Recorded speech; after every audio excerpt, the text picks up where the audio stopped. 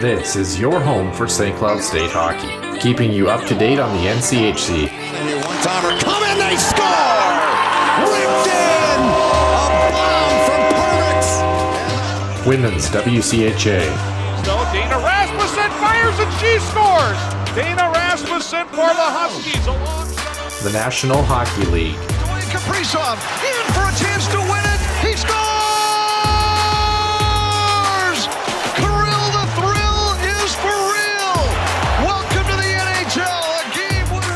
And everything from the state of hockey. St. Cloud Cathedral is now 42.6 seconds away from wrapping up the school's first ever title. Welcome to the Huskies Warming House Podcast Den.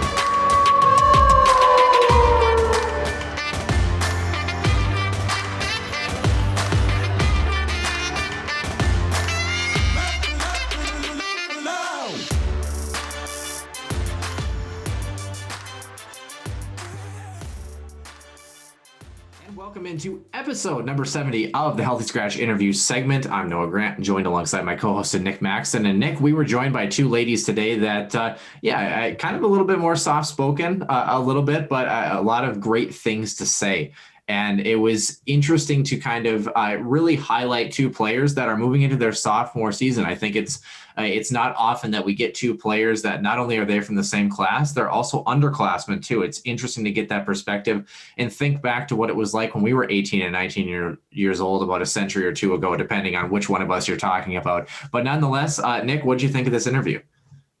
Well, first of all, soft-spoken, my rear end. But to your point, there again, going into the sophomore year, it's always interesting when you bring on some folks who are maybe of the younger age per se, first time maybe being interviewed or being on kind of a setting like this. I think there's always a little bit of you could say some camera shock, maybe, or camera shy, because we had an extensive conversation with them actually pre and post show, and they're definitely not soft spoken, and it makes you kind of wish that you could do this more often with those types of folks, just because I think there's a lot to say about the comfortability with these, and I think they have some actually really fun things to say, both pre and post game show, but even more so during the show too. This team's exciting, and these are two very up and coming young forwards that I think are going to be actually really key impact players for this hockey squad moving forward as early as this season. And again, as you mentioned before, as you follow this women's team here, Noah, that you're looking for this team, which is actually led a lot by its underclassmen, to sort of take the lead and to take, sort of the reins of the hockey club. And I think you have two players that really could drive that bus in terms of getting this team to the next level. And I think they provided some really good insight in terms of where they think this club's going to be, how high they can go, and more so, what are they doing as far as preparation is concerned to get them ready for a good push in the WCHA. So fantastic interview again, Allie, and to Kenzie. Yeah. It's one of those things too that, as you talk about soft spoken or not, they're players that they speak, actions speak louder than words, and their play on the ice is something that I think dictates that piece very, very importantly. And I'm really excited to see their growth and that jump in that sophomore season. So without further ado, episode number 70 and the Healthy Scratch interview segment.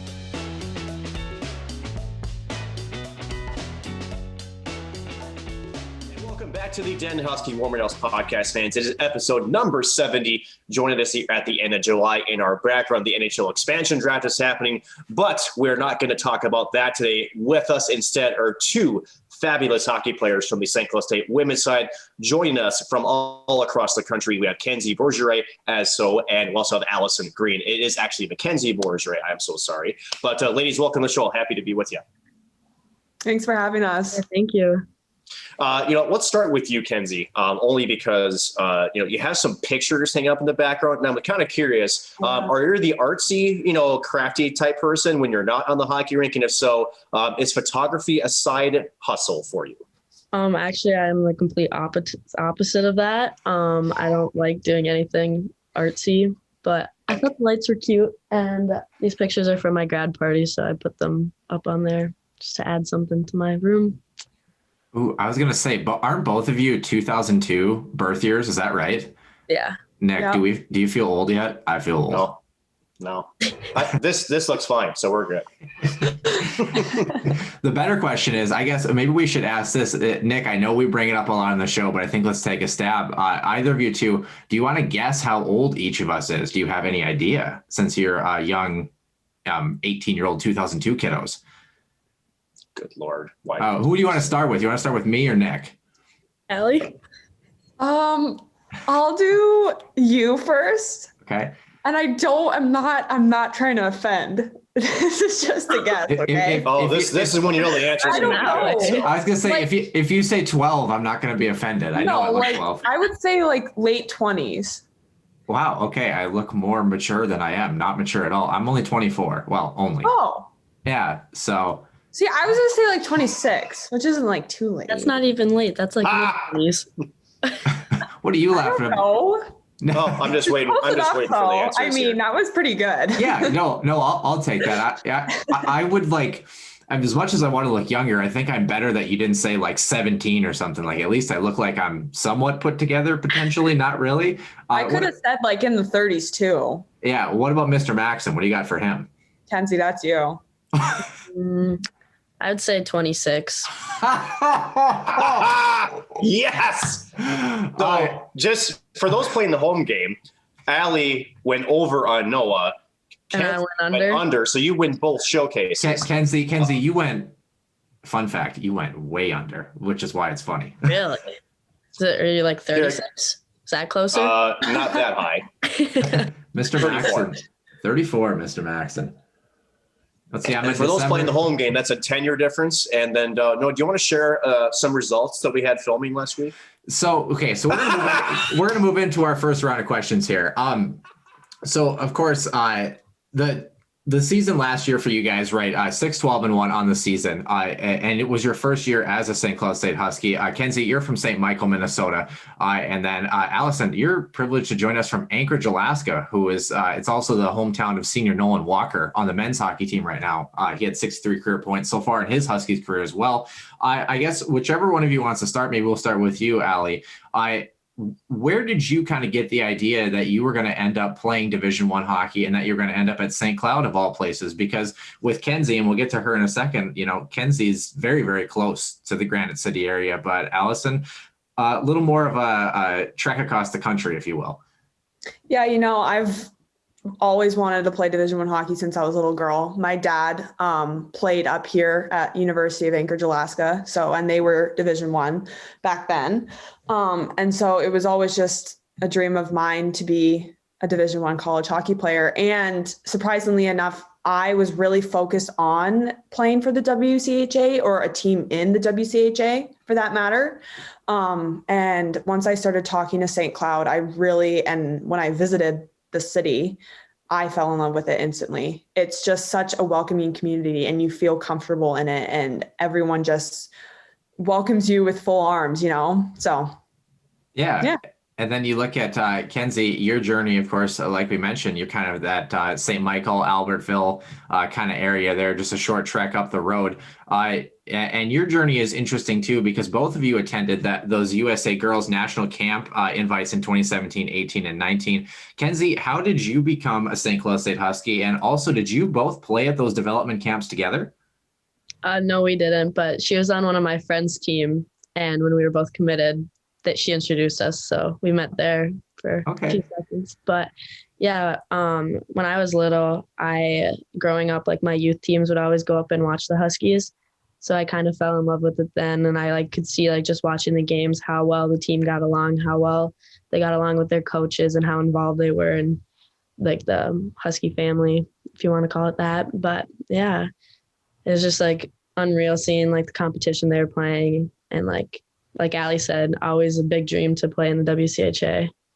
Yeah, we're happy that you went north and not south and didn't become a rodent, if you will. True. Allie, I want to follow up in your answer a little bit, only because the WCHA is synonymous with elite college hockey, both on the men's, I should say was on the men's side. Now it's gone, but on the women's side as well. But I guess in Alaska, or I should say maybe when was the first time you knew or heard of the WCHA, knew of how, I guess, prominent it was in the college hockey scene? And I guess, what did you know about it before you started to make the trek to visit and then really start taking hockey seriously? Right. So when I was younger, my dad played for them. And so, well, when I wasn't born, but I would always go to those games and you'd see the banners. So in the rink, there was all these banners surrounding it with all the names of the teams on there. And so I would always ask my dad, I'd be like, okay, what's this team, this team, this team? And I started following up and watching games, and they just, the way that the game was played within the WCHA, I felt like the style was totally different. It's fast, it's quick. You have to use your body or else it's not going to end well for you, you know? So I was always really interested in that. And when I was younger, I played for girls, but I decided to move to boys just because, you know, I wanted that competitive feeling. And so once I moved to boys, that's when I really realized that I was committed to playing at a higher level. So that's probably what I would say for that. Yeah, it's a solid answer. Yeah, very good answer. You know, the piece that is kind of interesting is you look at both of your journeys, and I'm going to flip this over to Kenzie here and as kind of a follow-up too. Allison, you actually ended up with Belle Tire, the 16U and 19U teams, and kind of made that trek across the country, if you will. Kenzie, it's interesting how soft-spoken you are, because you were actually the program all-time leading scorer and assist leader at North Wright County for the Riverhawks in Minnesota High School. Nick, let's just throw this one out here. 107 games played, 94 goals, 97 apples for 191 total points. That's absolutely insane. Yeah, she was also a Ms. Hockey semifinalist her senior year. Whatever, just doing the thing. Kenzie, one of the questions that I kind of wanted to ask is, you have a lot of hockey memories, I'm sure, from that time, growing up in Minnesota. There's a particular game playing Roseau your junior year in the section semifinals. Can you kind of walk our listeners through that and what, that moment was like for you? And also, are there any other moments in high school that really stand out for you as a player? Yeah, so that was good time. So we hadn't beaten Roseau home or away my whole career up to that point. And we were losing in that game. And then we were down 1-0. And then we scored and tied it up 1-1. And then we scored another one and won 2-1. And just the feeling of beating them in their home barn, just everyone went crazy. We had fans that drove all the way up, that like friends of ours, family that drove to support us. And it was just unreal to be able to put on a show and beat them. And then, sorry, what? Sorry, Kenzie, I didn't mean to cut you off. You're good. He totally did. That's a Nick Maxim. That's the way I roll. Kind of a follow-up to that, Kenzie, from your high school memories to college now in the WCH and LA, I have a kind of a similar question for you after this as well. But Kenzie, I want to get your thoughts first. There's always, teams that you look up to in every level. I think here in the WCHA, there's definitely a couple of teams in the upper echelon, Wisconsin, Minnesota. I know you hate to put them in that upper echelon, but they're very, very good programs. When you first step on the ice against these teams, the Wisconsin Badgers and the Gophers, I guess what's sort of your mentality going against these types of opponents? And I guess too, does it have some of that similar feeling you were just describing with, those games against Roseau? Yeah, for sure. Just like going out there, growing up, like you realize like who the top teams are like in your like community, and then being able to like beat them gives you that confidence that you need to like know that you can play with any team. And that's like with college, like going against those two teams that you talked about, you just have to go in with confidence and know that you can play with them, and you can beat them if you play your best and play as a team. And then, Allie, just a slightly different variation of that. You had mentioned watching the WCHA and learning what it would take to win or compete in that level. I guess my question is, from watching it to playing it, is it similar to what you thought it was going to be, or maybe what are some of the differences? Yeah, for sure. I definitely would say the difference between playing at Belle Tire to moving to college hockey, the speed is incredibly fast. And people tell you, they warn you, but you're never really fully prepared for it, I don't think. And just the decision making too, like you need to be ready for the puck or ready to give the puck as fast as you can. So. Yeah, 36 combined games between the two of you, 4 points on the season between the both of you as well. It's an adjustment process. Let's be real. I mean, you move into your sophomore year, you're kind of looking towards the next step. But I want to go back, Allison. I have one quick question for you too. Like we mentioned, you're up in Anchorage, so it's either super dark or super light for most of the year. If I'm not mistaken, did you not win the 2018 Division I state championship in soccer for South Anchorage in your younger years? And my question is, was it dark the entire day or light the entire day when you won it? It was light the entire day. Yes. It was probably one of the nicest days, and it was in May. So normally it's pretty cold then still, but it was really nice that day. So we got lucky. It was definitely, the weather was on our side, which is not normal here. The follow-up question I wanted to have, though, as you enter your sophomore years, we're going to get to the hockey piece in a second, but I'm more curious a little bit about the off-ice piece a little bit. You both are kind of, from what I understand, kind of maybe more medically oriented or kind of healthcare oriented per se. I don't know if that stayed the same. It changes all the time. I know it changes for a lot of people. I see some looks that say it might have changed a little bit. So what I have listed is that I believe, Allison, you're listed as you wanted to become a physician's assistant. And then Kenzie, I know you were listed as, I think it was biochem and maybe dermatology. Kenzie, we'll start with you. Has that stayed the same, or are you going to like become a pop rock star now and, totally flip everything on its head, or what are you up to in school? Yeah, it definitely changed. I'm actually a math education major now. Ooh. Yeah. Okay. Still smarter than us, Noah. Either way. Yeah, well, that doesn't take much. But yeah. And what then prompted the change, Kenzie, if you don't mind me jumping in? I wanted to coach when I'm older, and with what I wanted to go into with like the dermatology aspect, that wouldn't have really been possible. So, and I've always liked math and helping people out. So yeah. It actually kind of reminds me of the journey of a gal that we had a trivia question about, just graduated 2 years ago. That's Brooke Kaderka, who is a senior at St. Cloud State. She's kind of similar, kind of a math whiz, and she actually coaches AAA right now. So hopefully that works out for you, Kenzie. That would be awesome. Allison, so from what it sounds like, is physician's assistant still on the table? I'm a nursing major, so I'm kind of wondering if you're going to be my boss at some point or helping me out. So just let me know. We'll be up working in Anchorage together. How is that going, and how are you liking your classes? This year was awesome. I loved it. It was so much fun, and definitely something I still am wanting to do. It was great. It's very interesting to learn about it. Wish I was in the classroom to be a little bit more hands-on, but hopefully this year it'll change a little bit. So. And it sounds like it will, Allison, with everything that we have, as long as the, some Delta variants, terrorism doesn't, go into that. Well, that leads us actually right into, the hockey season. I know the word terrorism, it makes people chuckle anyway. So, Allison, let's get back to hockey, right, a little bit. We touched on watching the WCA. We talked on playing it for the first year. I guess looking back at your freshman year and then going into your sophomore year, what sort of adjustments do you think you're going to make? Or, I guess, how is your comfort level now that you've had a full season under your belt, albeit not a normal season under most circumstances, but how do you feel going into next season? I feel strong. Definitely a lot more comfortable than I was last year because didn't know what to expect. And now I have a good, know what to expect this year for sure. So definitely working on speed wise and just strength, building strength for sure. Definitely feel a lot more comfortable than I was last year. So.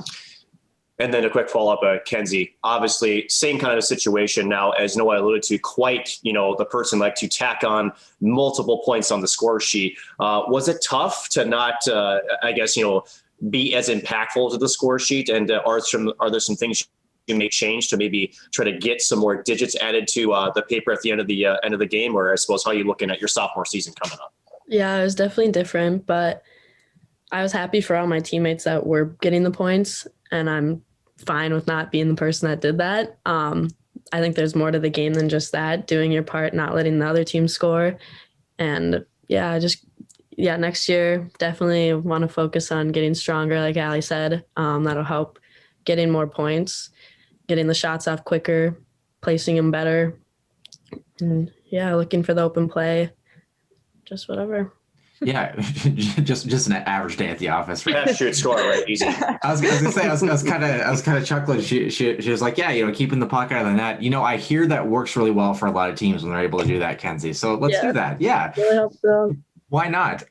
The couple other questions that I kind of had too about actually your bios, of course, when you come in your freshman year. Everyone wants to know who the new St. Cloud State players are. When you two came in, kind of some interesting takes on, favorite books, favorite songs, that sort of thing. Allie, I'm going to start with you. I think, yes, I had to look at my notes, had to think real hard there. Favorite book, Hunger Games, and favorite song, Everybody Wants to Rule the World. Are we talking Everybody Wants to Rule the World like Lord from the Hunger Games 2013, that song? Oh. No, you're talking about the 1985 original. Yes. Okay. I just wanted to make sure. Well, I was piecing two and two together. Go with that one. If you're listening to the other one, that's a problem. I love it when my co-host gets roasted on music. It's wonderful. I seem to set myself up for that quite a bit, don't I? Yeah, you really did, actually. So speaking of the song piece, though, Kenzie, on your side, favorite song is It's My Life. Now, that could be about 6 different songs. Are we talking Bon Jovi? Yep, we are. Okay, we got some cool retro people in here. Favorite book, though, is this actually true? Is your favorite book truly To Kill a Mockingbird? It's a really good book. I think it has a really good meaning to it, but I just really had to pick a book, and that was one of the most recent ones I read. So, but I really do enjoy that book. And Allison, I wanted to ask too, there was an extra little tidbit on your bio that wasn't on Kenzie's, maybe because she lives in the land of 10,000 lakes, not 10,000 narwhals. Have you ever actually seen a narwhal? Are narwhals real? And what is the deal with that on your bio page? My bio page? Yeah, your little Meet the Huskies thing. They asked, are narwhals real? And you said, yes, definitely. So I've never seen one personally, but I know they're real.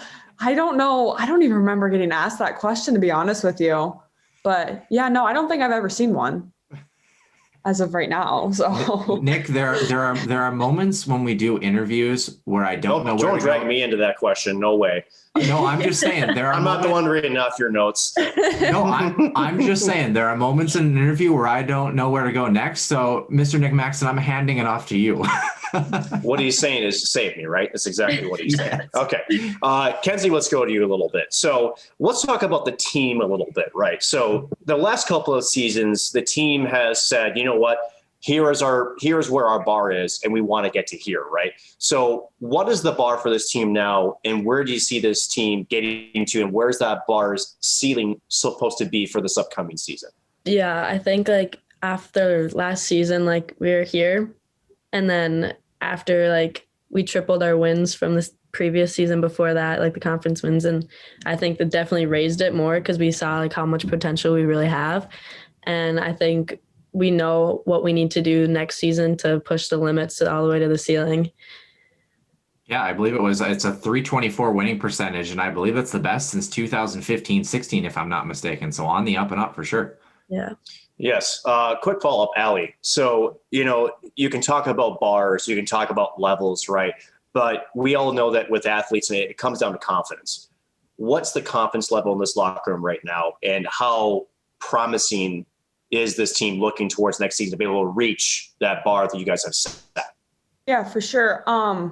Definitely after our last series, our confidence level is definitely up there at the moment. I think once finishing the season, our spring training was the best that I think it's ever been. But I mean, most of the girls told me that. It was just, we're all committed to one thing, and that is to get better as a team. And I definitely think we have made amazing strides the last season. And I definitely think that boosts our confidence considerably. So yeah, no, I'm excited to see what we have in store this year. So. And then Kenzie, just a last follow-up to, for me, I guess looking from the outside, I think Noah would agree with this, that month-long break that was between, essentially in the middle part of the season, to me, that was a killer, only because as an athlete, you guys were trending in the right direction. There was definitely some things going your way, and then you had to sit out almost a month. Looking at this season, barring the things don't change, we should have a normal schedule coming out. how important it is to have that consistency of playing every single weekend so that you can keep the building off confidence and doing the right things every single week. Yeah, for sure. Like I know a lot of the girls on our team really like routines, and I think getting into that every weekend having games will really help us.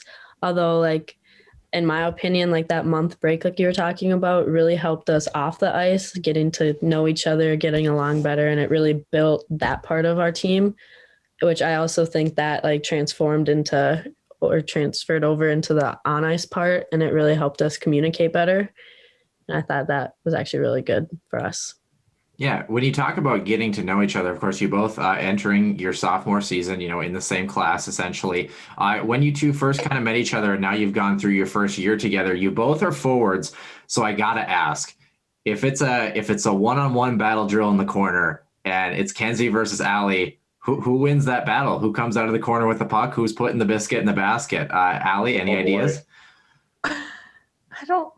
I think 50-50. Yeah. I guess the better question is, Allie, we'll start with you. How would you describe Kenzie's game if you had to describe it? Boy, put me on the spot. I mean, I would say she's very smart with her decisions. She's always looking for the right play, and when she gets that puck, she's very good at her quick release, to be honest with you. I look up to her considerably for that one. Nothing wrong with being a shooter. Kenzie, same question for you. What does Allison Green bring to the table? Yeah, she has really good hockey IQ. She's a 200-foot player. She knows where to be with and without the puck. She always knows what to do before she gets the puck, and it's really inspiring. I got to be honest. They listed about 7 things that I don't know how to do, and I've been doing the game for 20 years, Nick. So I might need help with that, to be honest with you. I could troll you right now, but I'm gonna hold that back. So. It does bring up some points, though, right? So it is the off season now. Allison, I'll just start with you. So what's the next steps here? It's July 21st at the time of recording this. By the time we know it, it's going to be August. It's then going to be September. And then before you know it, in October, we're down to the brass tacks. We're playing meaningful games again. So what is the preparation from here on out to get you personally ready for this upcoming season? Right. Just keep training. I mean, training all summer, but definitely going into the season, focusing on what I need to do and what the team needs to do in order to be at our full potential going into the season. Just focusing on that mainly, working hard. Yeah. And then Kenzie, a slightly different question, but along the same lines. Now, usually in the off season, you're getting coaching schematics, you're getting this. There's a lot that's talked about the physical preparation. There's a lot of mental preparation too that comes along with it. For those who maybe who are young ladies watching this podcast or maybe wondering what does it take to be a collegiate athlete? What does that off season look like? Can you describe it from an off ice perspective, what it takes to prep in between seasons? Yeah, so this summer I chose to live in St. Cloud, although I'm not there right now, but it's been really nice to train with some of my teammates, and we're building up together. And afterwards, some days we'll do yoga, we'll stretch, and just the recovery is super important, especially in the off season, because you're lifting heavier weights than you would in season, and that recovery is really important. Kenzie, I want to ask kind of a follow-up question to that. Of course, first of all, kind of who are you training with? Are you training with some of the older players, kind of a healthy mix of players? And then when you're not training, what are you kind of doing in your free time to kind of lay low after you've gotten done with a workout or work or whatever it is? Yeah, so I've been training with mostly older girls. I'm the youngest one there. There's 2 fifth years are there, and then 3 seniors, and then me.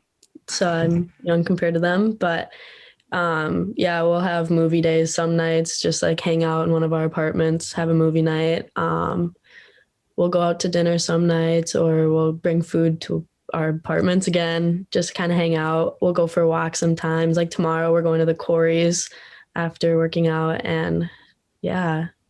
Do you feel that especially when you mentioned that training aspect, having those older gals who have been there for 4 or 5 or soon to be 5 years, do you feel that that's helped you develop and you kind of lean on them for that kind of expertise and experience, if you will? For sure. I listen to them. I look up to them so much. They've all been through it. They know what I'm going through better than anyone else. So yeah, what they have to say, they'll push me to be my best, and I try my best to push them to be their best too. Allison, same question along the lines. I also kind of was thinking to myself and chuckling how I asked you what you wanted to be called before the interview, and you said Allie, and I think I've called you Allison all but like one time. So we got to work on that. We got to Totally work on fine. that. But I did want to ask, as we mentioned, you are in Anchorage. What was, first of all, the travel situation like for you? Of course, pre and post COVID, if you will, and kind of going through that piece. And then when you are in Alaska, are you a big hiker? Do you like the outdoors? What do you like to do in your downtime? Yeah, so definitely traveling wise, it was a little difficult with, when we were in season coming back it was a little harder because I would have to quarantine and I'd have to do this. So like when I first came to St. Cloud last year, I had to quarantine and all that. So it is difficult. It's not a drive away for sure. Definitely this summer, I am huge into the outdoors. So I go hiking almost every day if I'm not working out or anything like that. And it definitely does help working out wise because it's a totally like different shape that you're in hiking wise. So hiking is definitely one of the top things I do when I'm home. I had a quick follow-up, Nick, before I let you jump in here. Allie, on that note, for people that haven't been to Alaska, hiking or otherwise, is there a place that you would recommend that you would visit if you're up in Alaska? A specific, national park, specific lake, specific city, anything like that? Because Alaska, last time I checked, is kind of big. Mm-hmm. Just a tad, but I would definitely say go to Denali National Park. There's so many things to do there. I took my first visit there last year. I've never been there. But there's so many things to do there. You can zip line, ATV, go rafting, go hiking, whatever you want to do. I would definitely come visit Anchorage because it's the main place people come. And if you're wanting to go hiking in Anchorage, do Flat Top. It's a mountain that's flat on the top, so it's self-explanatory. And yeah, but it's a good hike for people. That's whenever some of my teammates came up a few years ago from Belle Tire, that's the first hike I took them on. So. Kenzie, now I know Alaska gets rightfully, some praise for some outdoor activities, but being in St. Michael, you are almost smack dab in the middle between the Twin Cities and St. Cloud. I suppose, you can either go to the cities and have some fun there. You're also not that far away from, the outdoors. Minnesota, again, you almost hit a line, and it's rural country. What do you do in your spare time? Are you the outdoorsy type as well, or do you also venture into the cities and maybe take part in some of the festivities there? Yeah, I love being outside. I love being on the lake. Over the 4th, I spent quite a few days on the lake. It was really relaxing to get away from everything and just be at peace there, I guess. I'm not really a big city girl. I'll go down there every once in a while, but it overwhelms me and I hate driving down there. So I try to stay out of it, but yeah. 94 is tore up. Yeah. Rail site for 20 some odd miles. It is an awful drive and one that's going to continue for the next couple of years from what I say. But Allie, I have a quick follow-up question for Alaska. Now, there was a famous gentleman, maybe you heard him, his name is Ilya Bryzgalov, former goaltender of the Arizona Coyotes. And he said that there was not a lot of things that he was afraid of, but he was afraid of one thing: bears. And have you had a bear encounter out there in Alaska? Have you said hi to one, or, I guess, how's Yogi?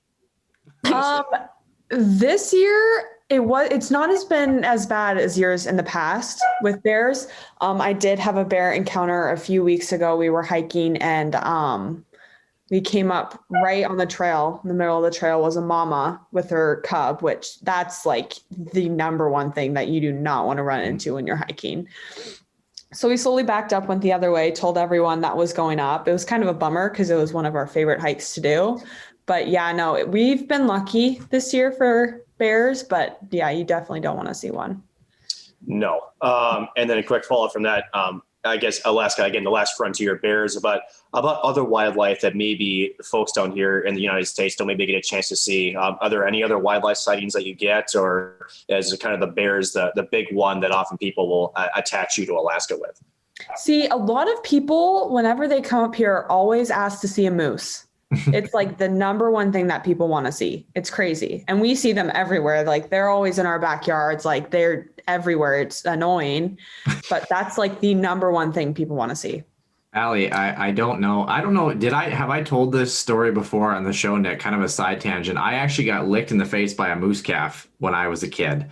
I don't. And then moose calf fell over and died. Have I ever told this story? It's not that long of a story, Nick. Can you remember?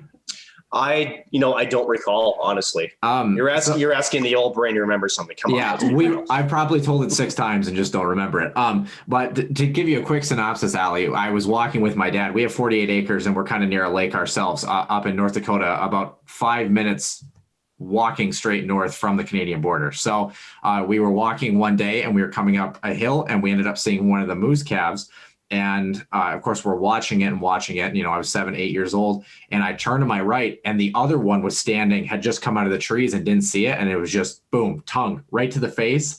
And of course, as you know, and you alluded to so well, when there's 2 baby moose calves, that means Mama Moose is coming back. So we hightail it out of there and that sort of thing. So, I mean, I guess to follow up on that, not that we want to get into like the grizzly area, are there ever kind of postings or special warnings or things you really have to pay attention to when you're in Alaska? When you talk about moose roaming around that, maybe people in the quote unquote mainland, if you will, don't really think about. Yeah, no, you always need to be aware, especially when you go hiking. The number one thing that you need to have is bear spray. Never leave home without it when I'm going hiking. And I have a new puppy. So whenever I take him with me, I always put a bell on him. So a lot of noise, bear spray for sure. And I mean, I wouldn't recommend hiking by yourself for sure. Try to go in groups because that's key. Yeah. Show of force, right? Kenzie, you mentioned being on the lake. Now, in Minnesota, there's 2 types of lake people there. Well, let me say there's 3. There's those who go to relax, like say the boat, they just catch sun rays. There are those who are sort of the water sports where they go tubing, they go wake surfing, they go water skiing, wakeboarding. And there's a third type that likes to go fishing. Are you one of those? Are you multiple of those? Or maybe are you 0 of those? I can't tell. Well, I'm probably a little bit of all, except for like fishing. I like to fish, but I'm really scared of fish. So like I refuse to touch them and take them off, but I like to catch them. But are there certain species of fish you like to catch? Whatever will bite my bait. So what you're saying is Kenzie, just like hiking, can't fish alone then. Yeah. You need someone to... Exactly. I don't find it relaxing to be alone. I like talking to people when I'm doing it, so... But yeah, I like to lay on the boat, but then it'll get too hot, so then I'll have to go in the water. But I like being in the water as well. Yeah, just watch out for Walter the walleye, right? He's coming up for the ankles and the toes and whatnot. So I maybe only have a couple more questions here, Noah. And again, ladies, thanks for joining us. Again, as we approach the end of July here now, Kenzie, one of the big events in Minnesota that was not available to everybody that I make a personal trek to was the state fair. Now, I want to get your thoughts. Are you a state fair goer? Oh, wait, I got some rocking back and forth. So this is a subject. That's good. Are you a state fair participant or are you not? I feel like there's one or the other. So tell me, what's your thoughts on the Minnesota Great Get Together? I love the state fair. I think it's great. I think anyone who's ever in Minnesota should go if they're here during it. Allie, you should come back for it and we should go. But yeah, it's unreal. Like I feel like you can't compare it to anything, really. Do you go once or do you do multiple days? Because again, getting in the door is not cheap. It's about $14 now for an adult to get in. That's not including the food costs. I know some folks take one big day and they're there for like 12 hours. Some folks will be like 6 hours, but they'll go like 5 times. Which group do you fall in? I'm the one day kind of girl. I like to spend a lot of money on food there because I think the state fair food is amazing. The Sweet Martha cookies, nothing beats them. Yeah. And then for Allison, now I would imagine too, you have never been to the Minnesota Great Get Together. I've heard about it so many times. Kenzie, for Allie, now if you do come down, because what you should, if you had maybe top 5, maybe even top 6 food items, you already mentioned Sweet Martha's cookies. There's no question that's always a mainstay. Any other foods that Allie should try when she's at the Minnesota State Fair? Definitely the Pronto Pups. Those are a big staple there. Their cheese curds are really good, and fried pickles also really good. And Surprisingly, I really like their corn on the cob. Corn on the Kind cob. of a random one, but Well, it's oven, it's campfire roasted, number one. Yep. And then you get your choice of either regular butter or lemon butter. For and those they have who like that red seasoning that they put on. Yeah, I really wish I knew what was in that, but it was super, super good. So yes, Allie from Alaska, come down to the Minnesota State Fair, indulge yourself, have some great food, but it's wonderful. Noah, if I recall, North Dakota has a couple county fairs, but that's about it. I guess. You know, Mr. Maxon, I would like to point out that this Friday, the North Dakota State Fair does start, and I will be covering it. Thank you very much. And Kane Brown is the final act, and the opening night is Leonard Skinner. So calm down. Okay. That must be a short list. Anyway. But yeah, I mean, I don't know. Now I feel a little bit dumb about our state fair, and it's fine. Whatever. It's all right. Yeah, only a couple more questions here for you both. And as we look forward to next season, is there a personal growing point for each of you? I know you talked about trying to get stronger, trying to get better. As you continue to grow and develop, I think one of the pieces that's important is that coaching staff, right? And I know that when you look at Molly Engstrom and Janelle Sergey, especially Janelle likes to do a lot of off-ice stuff normally in normal seasons, especially when the season is done, where it kind of never ends if you don't want it to end, if you will, provided you can jump on the ice. Allie, we'll start with you. What does the coaching staff bring to St. Cloud State, and were they instrumental in getting you into a Huskies uniform in the first place? Yeah, for sure. Definitely. When I was being recruited, they definitely were a huge part of that. I mean, just going there to visit, they were so welcoming, and you knew that they wanted me to be there, and that's that good feeling to have. But I definitely feel like this season, they were very inspirational and motivating, always wanting us to be together, always, like you said, with Janelle, off-ice stuff. Whenever you asked, she would be there, which was amazing because it helps significantly. So, yeah. Kenzie, kind of along those same lines, what does that coaching staff bring to the table? And the other question I wanted to kind of get to, Kenzie, if you maybe kind of want to try to roll two into one, if you're able to do that, when we talk about the development process, and we've asked this with a lot of guests, especially concerning women's hockey, we talked about the journey that you had through high school and those U.S. development camps. What is the next step for the growth of women's hockey? Because we talk about it so much that there is still, I think, another step or two to be reached in the game of women's hockey and continuing to grow and build. Yeah, so I think for our coaching staff, to start with that, I think each of them brings something different.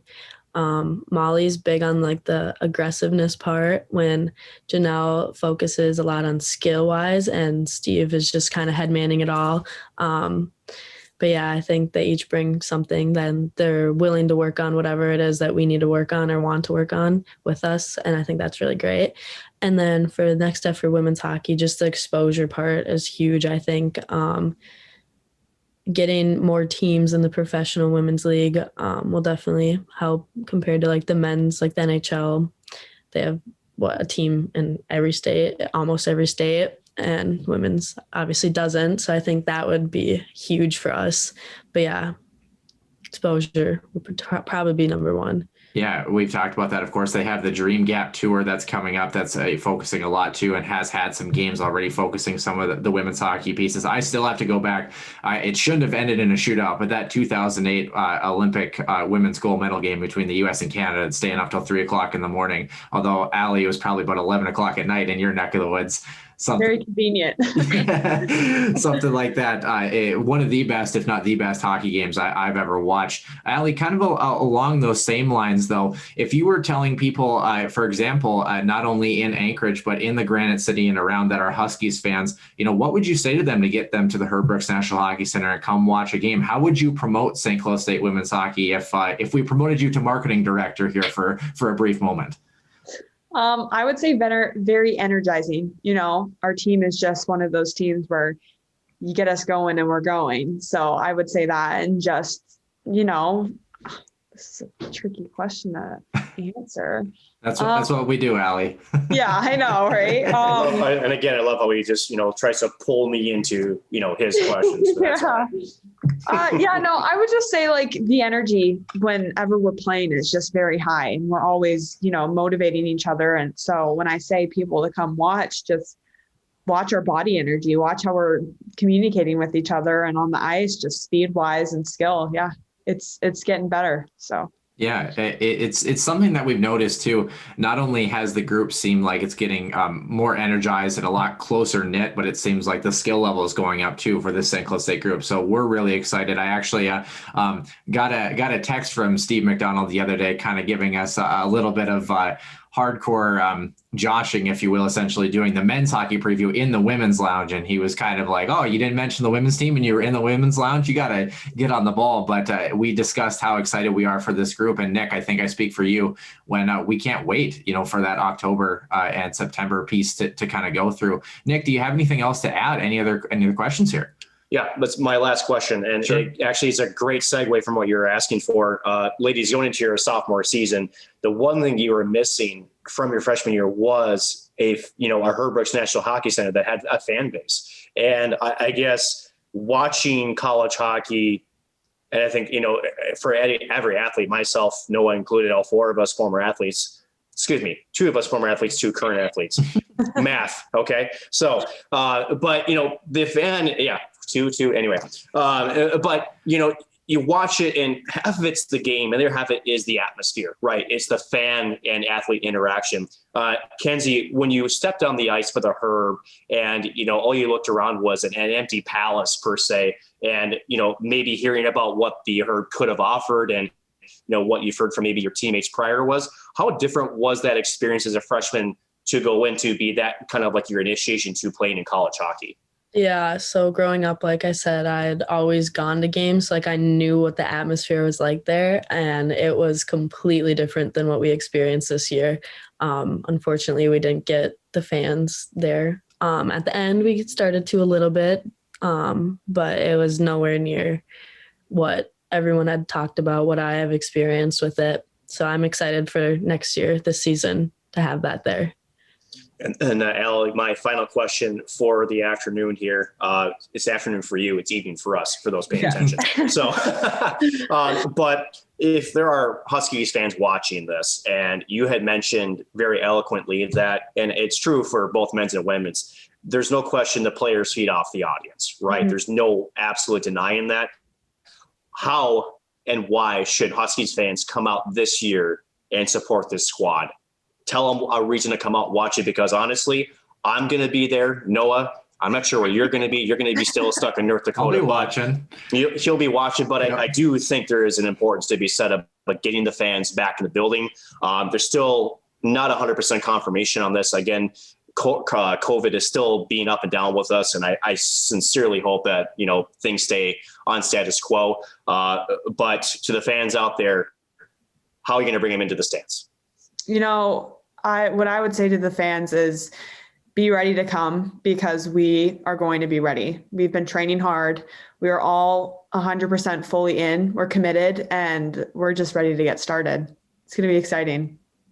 Yeah. And yeah, 100%. It's just really exciting. I mean, and you look at the growth of this program, like we just talked about it. It's just to have, goal scorers that are coming in and creating that new skill. It feels, I don't want to use the term new era, because I feel like that's overused, but it feels like, when you have your fifth year players and then they're kind of passing the torch onto your group and the group that's coming in, it just feels like it's a family that really supports itself, even after, players are done playing and moving on to whatever they're doing.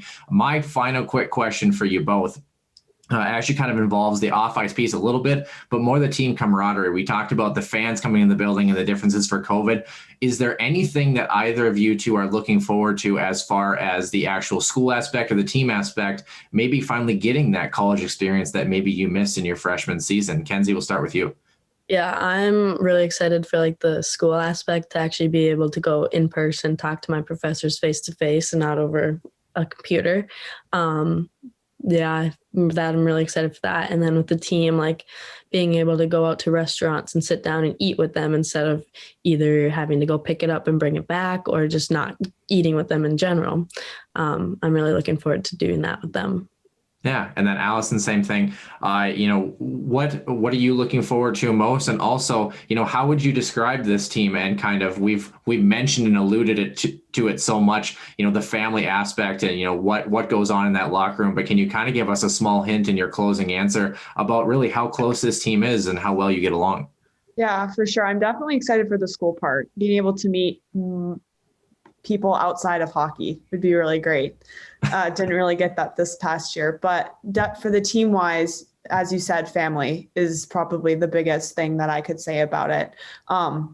We're all there for the same reason. And the most amazing thing about it is that we are all very encouraging towards one another, and we just want the best for each other, which I think is the biggest part of our team and the reason why we have gotten to where we are. And that's the most exciting part too, is because we can just build that on that even more, and being able to bring in these new girls and just bringing them into the family, that's going to be even more exciting too. So, yeah. Allie and Kenzie, again, there's so much to be excited for this group. I think there's a lot of growth that we are going to watch both on and off the ice, and we're looking forward to capturing it all as the season does approach again. About 60 days away, honestly, if you look at the calendar, so it's coming up quick. Both of you, again, thank you so much for joining us here on the Huskies Warming House podcast, episode number 70. Again, Kenzie Bourgerie, I did it again. Kenzie Bourgerie, Allison Green. Again, thank you so much. Enjoy the rest of the off season, and we will definitely catch up with you ladies as the season approaches. Again, thanks for joining us. Thanks for having us. Thank you. Yeah, thanks, ladies. Score some goals this year. We'll try our best. Yes, we'll do.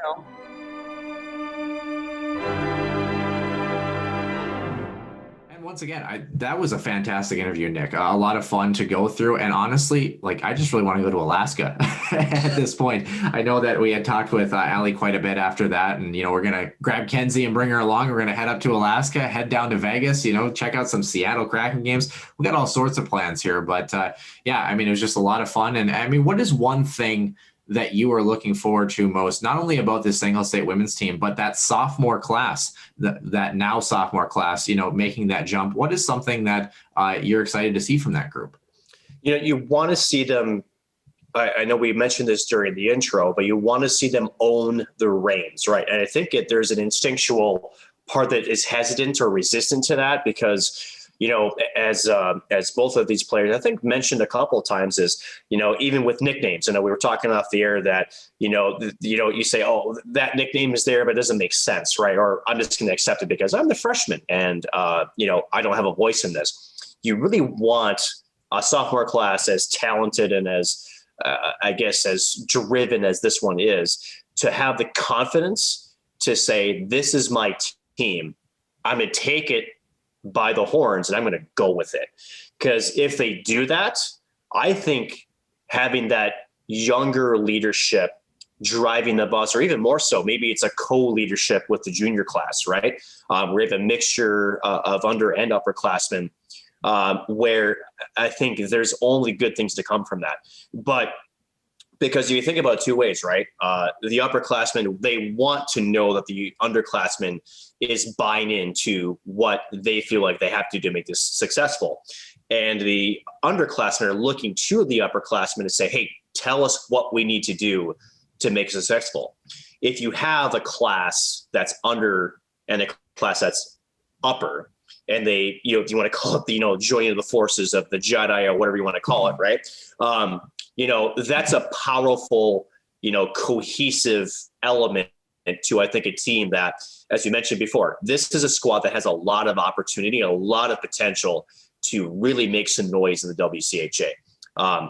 The bar can only grow from here, but how high that bar can go, I think, is a direct link to how we talk about cohesiveness too. If this junior and sophomore class can really come together and take reins of this hockey's club, I really do think that the sky's the limit for this. We saw it. They gave Wisconsin fits at nights. They gave the Gophers fits. They're not as far away as I think that the surface statistical person looking at a website would claim that they are. I think they're much closer than that, honestly. But again, the sky is their limit. And where that sky is a lot of what they can do as a group and not what they can do as freshmen, sophomore, junior, or senior classmen.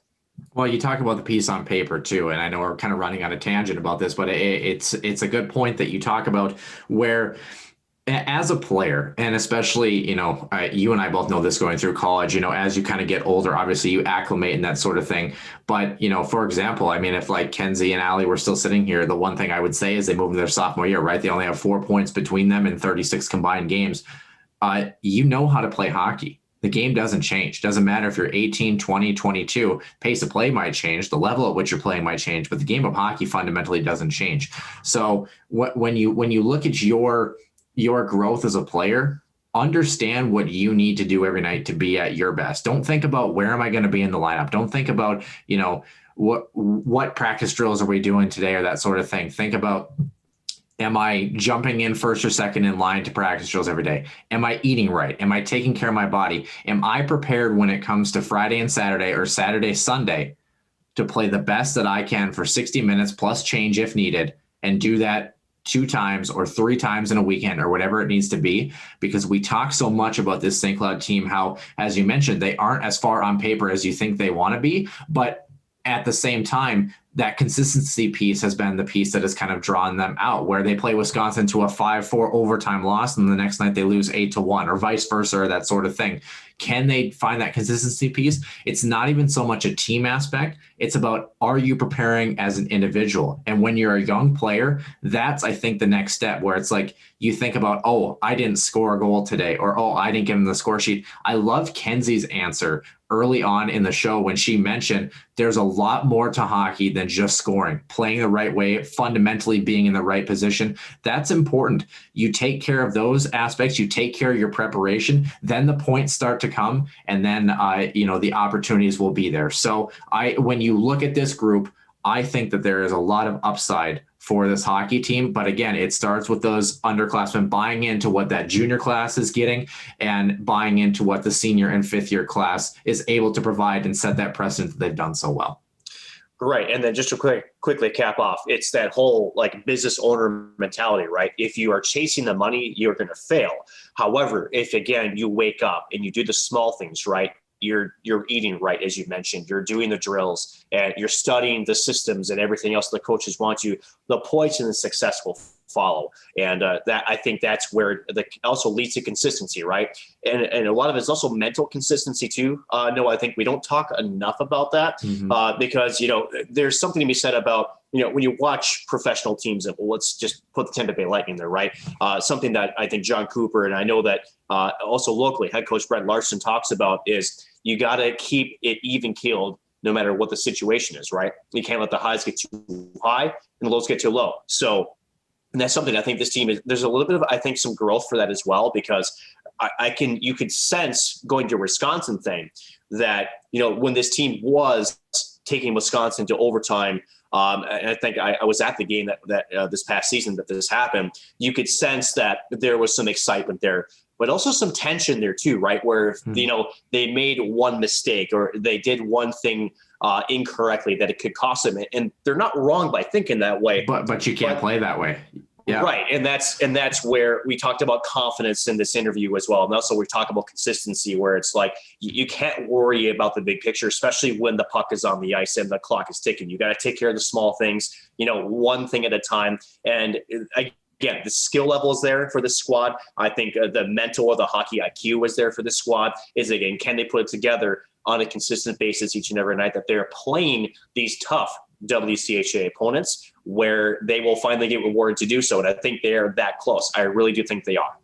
Yeah, and it's going to be exciting. Obviously, welcoming in the new freshman class here in a little bit as well. They'll get their training started, like you mentioned, about 60 days, 2 months or 2.5 months and change, whatever it is, away from getting ready to rock and roll on another St. Cloud State, both men's hockey and women's hockey season. And we're excited. We're going to be here. We're going to be covering it all. We're going to be doing what we do, Nick. And of course, speaking of doing what we do, we have, of course, our regular Sunday show with no particular plan. So stay tuned for what we're going to have going on. Probably going to be talking a lot of NHL hockey once again after both drafts. Of course, we were recording this the night of the expansion draft. So we'll have a lot to talk about in episode number 71 that comes out on Sunday. But that will do it. Thank you to Kenzie and Allie for helping us out with episode number 70.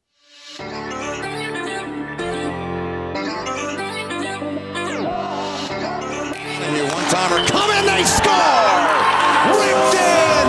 A bomb from Pervix! So Dana Rasmussen fires and she scores. Dana Rasmussen for the Huskies. Dwayne Kaprizov in for a chance to win it. He scores! Kirill the Thrill is for real.